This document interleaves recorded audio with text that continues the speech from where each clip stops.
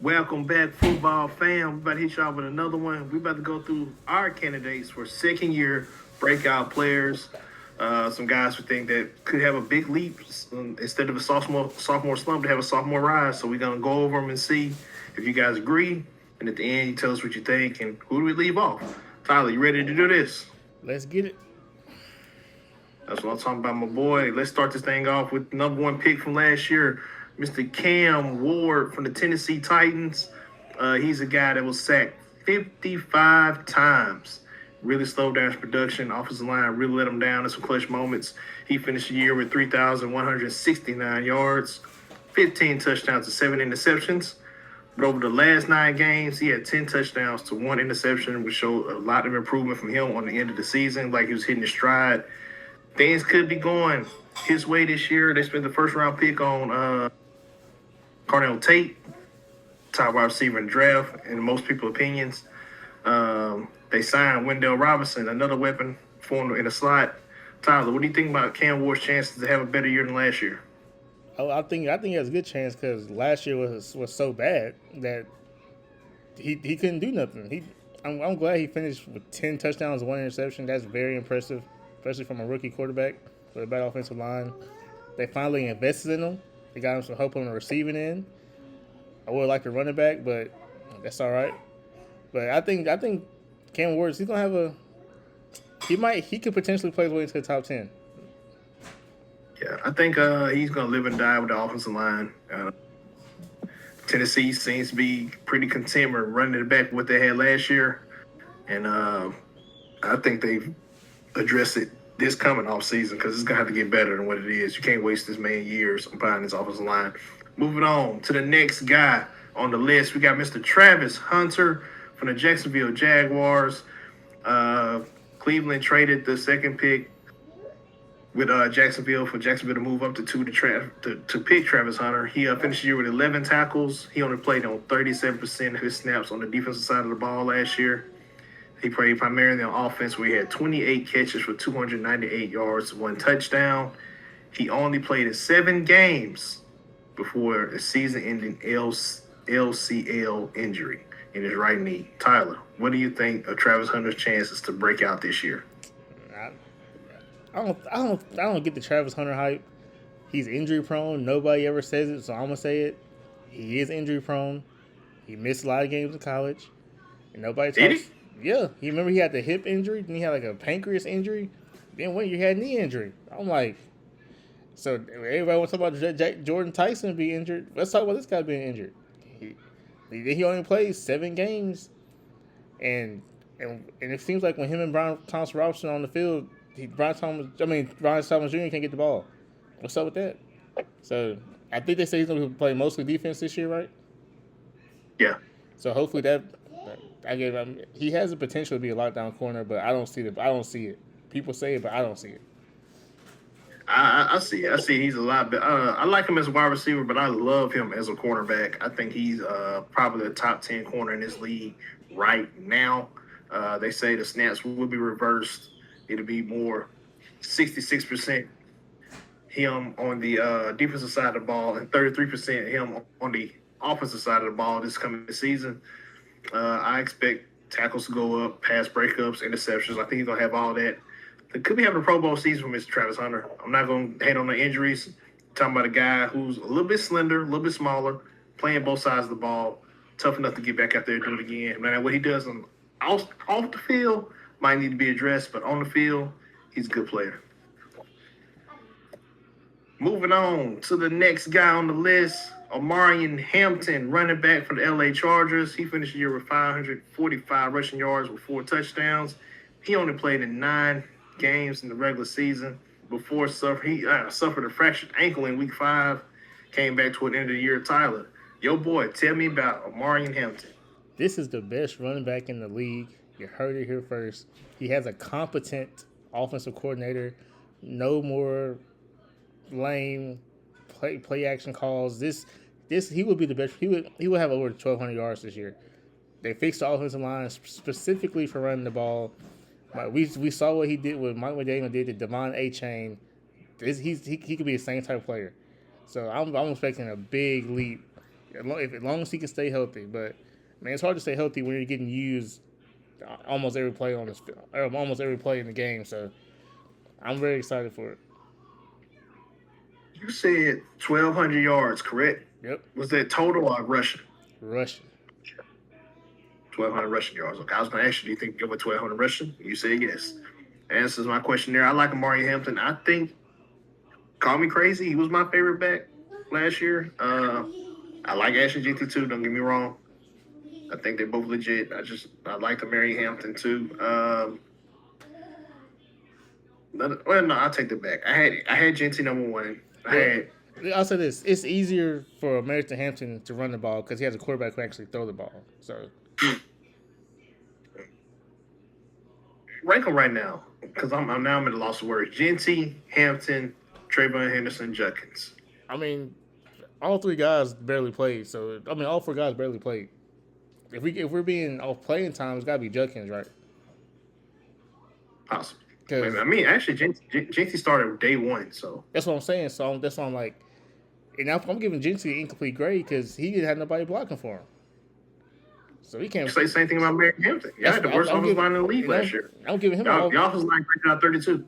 That's why I'm giving him an incomplete too because he only played 9. He only played in like 9 games, and plus he came back early and he still didn't play because Vidal was still getting most of the carries.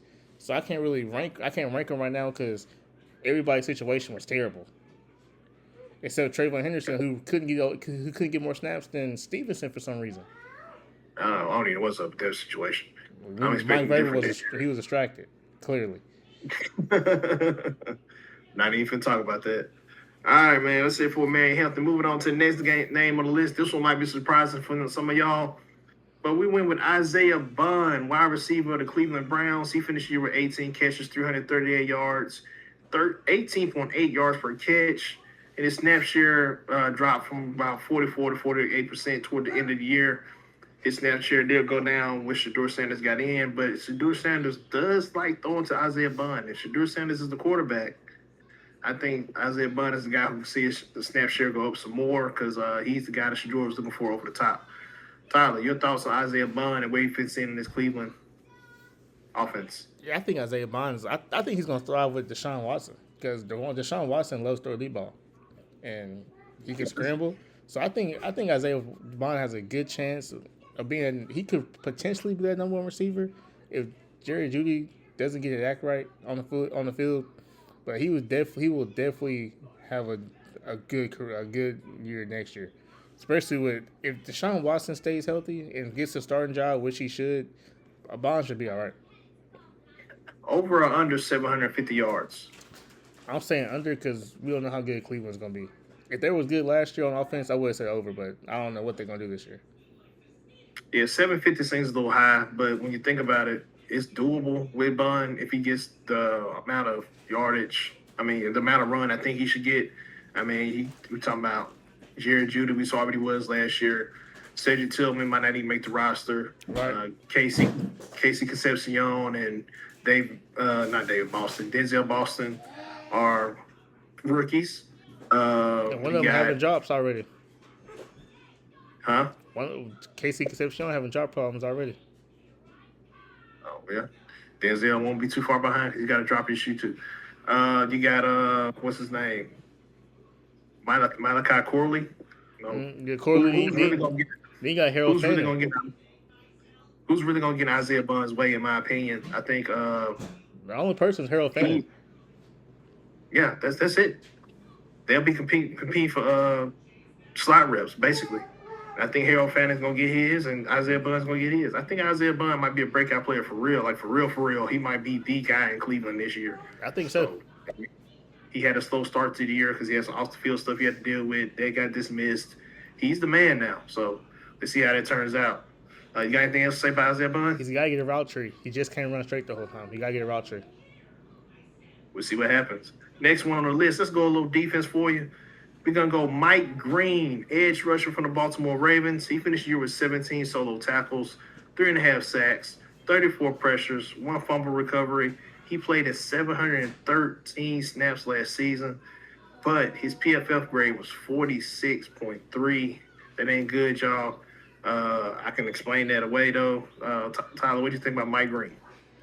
The only thing that concerns me was the Baltimore Ravens traded Oweh to the Chargers, and Mike Green still looked like he wasn't deserving of the playing time. So I'm trying to figure out if he just rusty or he just a slump. But he had a lot of potential coming out. You know, he had the, I guess he had off the field issues when the day of the draft, so nobody wanted to draft him at all. So that kind of messed him up. But I'm hoping he can get back on track because he was a great product coming out of college. But I got to figure out why he wasn't getting why he wasn't producing. I think his main issue was his run defense. He was a little slight. He was getting pushed around by offensive linemen in the run game. He's gonna have to get stronger. Hopefully, he spent the offseason doing that. He's gonna have to get a little bit lower with his pass rush. He just can't count on bull rushing everybody like he did in college and moving passing with speed. He's gonna have to get a little more technique to him. If he spent the offseason the right way, you're talking about a guy who has the speed plus add some power and some technique that could be a great addition to this defense. I'm expecting him to make the right decisions and be better. He was good against the pass. I mean, he was good pass rushing, but run defense really hurt him in last year, and I want to see him do better, and I think he will. So I went with Mike Green, and I like him coming out of college. I still gonna give him a chance in pros just year two. His last chance. You say so. Hey, he got a head coach, defensive minded head coach, Jesse Minter, coming from where? The Chargers. I'm gonna miss him. Well, I'm gonna miss him. So it's on your head. It's on your former DC to get him right. Yeah, he got. Moving on, we got wide receiver Luther Burden the third from the Chicago Bears. The best kept secret of the season last year. He had 47 catches, 652 yards, and 2 touchdowns. And I don't think anyone in the league noticed. Averaged 14 yards a catch. Had a PFF grade of 79.3. Ranked 18th in the league among wide receivers. I think it was 81 total that they graded, and he was 18th. Tyler, your thoughts on Luther Burden? Yeah, wasn't a secret to me. I knew how good this guy was, especially when he was at Missouri. I don't know why he slid in the draft. He was probably the top 5 receiver coming of the draft last year, but they traded DJ Moore away so this guy could get more reps, and he is deserving of them. So he doesn't have a choice but to produce in a breakout year. And I think he's going. Him and Rome Odunze is a lethal duo. I think he might even surpass Rome Duze for the number one on the team at some point this season. What do you think? I do too. I think he's the best receiver on the team. I'm not a big Rome Odunze fan, but injury issues. But I do like Burden a lot. I do too. And I think without DJ Moore in a way, you can be looking at him possibly even doubling his numbers from last year. I would not be surprised. Him and Isaiah Bond could be some. If you're a dynasty football guy, these might be two guys you need to look at. Exactly. So, just a thought. But let's get back to the guys who's going to help these wide receivers get off. And I'm going to go down to the Bayou, baby. Tyler Shuck, New Orleans Saints. He finished the year with 2,384 yards, 10 touchdowns, 6 interceptions. He had a passing rating of 91.3. He finished the season with a 5-4 record as a starter. Tyler, your thoughts on Mr. Tyler Shuck? Tyler Shuck got some help. He had way more help than Spencer Rattler had, so he should be good. He has an offensive-minded coach. He has Jordan Tyson coming in. He has Travis Etienne coming in. Still got Kamara. The offensive line concerns me, but I think Tyler Shuck's about to have a great career as the Saints quarterback. He's the franchise quarterback. I think he is just widening that gap in the Saints and him, like actually drafting a quarterback in 2027. That's been their plan. I don't think they do that now. I think they stick with Tyler Shuck. I think he has an even better year than last year. You're talking about a guy who wasn't rushed out there day one. They let Spencer Rattler get out there. They let Tyler Shuck get his feet up under him, get a feel for the game, speed of the game before they put him in there. And once they did, the team kind of took off. And they got better in the offseason, getting ETN at running back, getting the wide receiver in the draft and Jordan Tyson, just giving this man weapon after weapon after weapon. I think the Saints might be in for a Drew Brees type of season. So I'm looking forward to seeing what Tyler Shuck does. I like him coming out of college, like him in New Orleans. It's a great fit. Him and Dan Moore, Kellen Moore. not Dan Moore, Kellen Moore. Thank you. Look good together, and I really like this fit. I really like this fit. I hope it works out, and he might be Pro Bowler this year. That's just me spitballing. Justin Herbert was an MVP candidate when Kellen Moore was his quarterback, when his coach. So I think you can see that. You can say that for Tyler Shuck. All right, that's what I'm talking about. Moving on, we're going on to the first running back taken in the draft last year. First running back taken in the draft last year at pick number 6. We got Ashton Genty of the Las Vegas Raiders. He finished the year with 975 rushing yards, 3.7 yards a carry, 346 receiving yards, 6.3 yards per catch for 10 total touchdowns. I like Ashton Genty. He had his difficulties opening the season, especially behind the offensive line, constantly hit behind the line of scrimmage. Uh, your thoughts on Ashton Genty? I don't I don't see a breakout year simply because all they added was Tyler Lindenbaum. That might that might help him get over 1,000 maybe, but they still need a lot of work, man, because the offensive line is still bad. But with Ashton Genty, what he did last year when he called out the team after like game 5, I respected that because he said this ain't enough. I gotta get the ball, and after that he kind of took off a little bit. So they need to fix the offensive line. I think he had the same similar type year. I think they got Trey Zoom as well from Texas A&M. I think he's gonna be moving on the interior. I could be wrong. I could be thinking of somebody else. But I know they did draft some offensive linemen. Tyler Linderbaum is a guy known around this league as one of the best centers in the league.